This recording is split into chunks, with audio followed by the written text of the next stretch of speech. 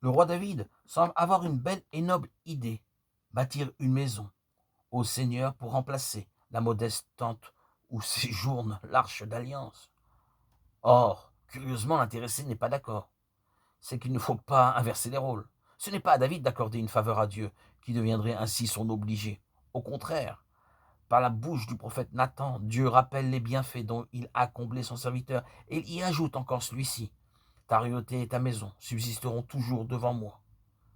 Seul le Dieu fidèle et éternel peut faire une telle promesse, alors que toutes les réalités humaines sont précaires.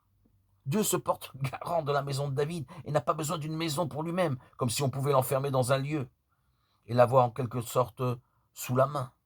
Les prophètes ont plus d'une fois dénoncé cette tentation attachée au temple de Jérusalem. Certains le considéraient comme une sécurité tellement inébranlable qu'ils en oubliaient d'examiner si leur conduite répondait à l'exigence divine. Enfin, l'Évangile nous révèle la maison que Dieu s'est choisie, le sein de la Vierge, où il revêt notre condition humaine. Il est vraiment l'Emmanuel proclamé par le prophète Isaïe.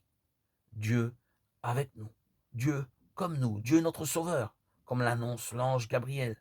Voici que la maison de David est confiée à son véritable maître, celui que les foules appelleront fils de David et dont le règne n'aura pas de fin.